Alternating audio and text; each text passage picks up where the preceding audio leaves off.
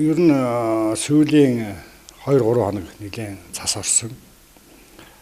30-наас ихтэй бол цас орсон байгаа. За тэгээд энэ Ховд аймгийн бүх сумдын нутгаар бол хамарч орсон.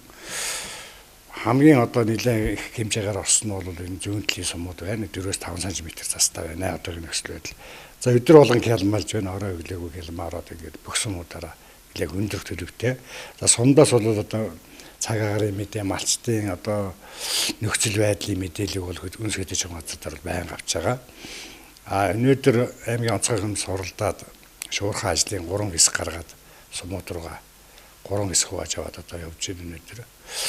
Сумдад бол одоо өчигдөрөөс хойш сумдын удирдлагууд бас ажлын хэсэг байгуулад малчтаараа явж байна. Ер нь хөндрөх нөхцөлтэй болсон сумууд бол Чандан, за Мөнхайрхан сум бас нэлээд хөндгөн байна гэж байна.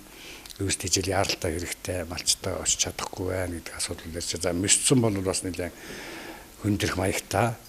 Нүүдэл бол одоо эхэлсэн, малчд бол хаваржаар угаа нүүж байна гэсэн ийм мэдээлэл байна.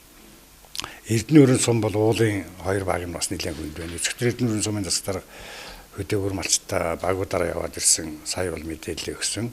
Уулын 2 баг бас нэлээд хүндхэн. Чандан сум бол наадлын уулын багтаа бол очиж чадахгүй байна. Хунгарсан нэлээд шуурсан ийм нөхцөл байдалтай байна гэсэн мэдээллүүдийг өгч байна. Бидний одоо явж байгаа зорилго бол ер нь сумуудаараа очиад малчтаар очие. Яг нөхцөл байдлын газар дээр нь үзье. Дээрээс нь бол одоо яг хүнд нөхцөл байдалд орж байгаа малчтын одоо зурглыг, тухайн сумдын зурглыг бол гаргаж ирнэ.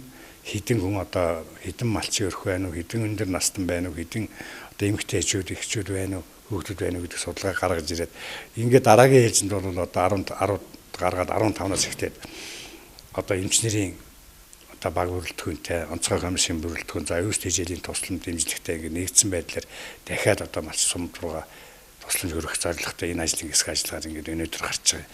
3 ажлын хэсэг гарч байгаа. За зүүн чиглэлийн сумууд руу бол би өөр ахлаад явна.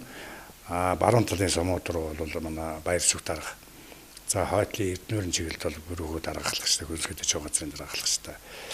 Ийм бүрэлдэхүүн явж байгаамаа. За яг одоо яг өнөөдрийн байдлаар ингээд цаг агаар хөндөж байгаа нөхцөл байдалд засгийн газраас хөлс хөдөөж байгаа яамдаар зарласан өвс тэжээлийн тендерийн одоо 2 компани шалгарсан байгаа. Энд бол 5,000 гаруй тонн тэжээл оруулж ирэх ёстой. За сая бол тэр 2 компанийн хүмүүстэй бид нэр уулзлаа. 1 сарын 10 гихт эхний ээлжийн 100 тонн тэжээл бол Оросоос орж ирж байгаа юм байна.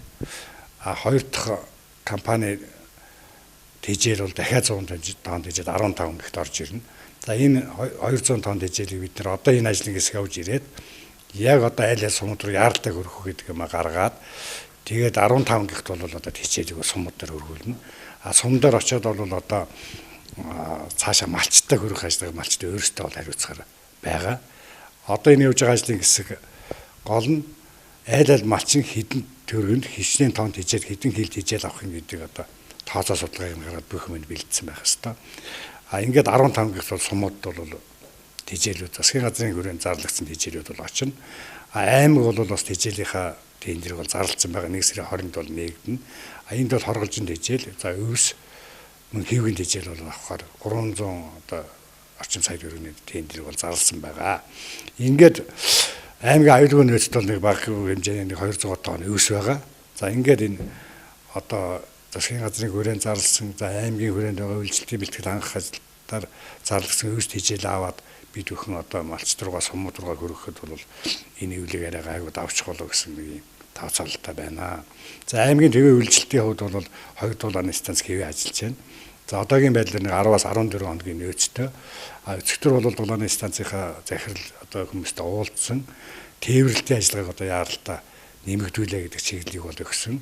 За Бадамлах төлөв өнөөдөр бол 4 машин, Ховд дулааны станц бол одоо 4 машин нэмэлтээр гаргаж байгаа.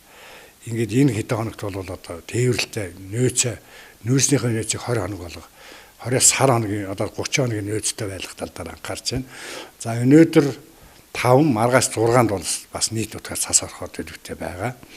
Ингээд зам даваа хаагдах юм бол одоо аймгийн төв суурин газрын үйлчлэлтийн асуудал хөндөнд, тийм учраас нөөцнийхөө нөөцийг нэмэгдүүлэх, за нөөц тогоонуудаа одоо ашиглахад бэлэн болгох ийм чиглэлүүдийг өгөөд ажиллаж байна. За сумд руу бол малчт руу бол бид нэр өөрсдөө очиж ажиллаад 15 гихт өвстэй хичээлээ бол одоо хүргээд малчтай хүрэх ажлыг зохион байгуулахаар ийм ажлуудад төлөвлөөр ажиллаж байна.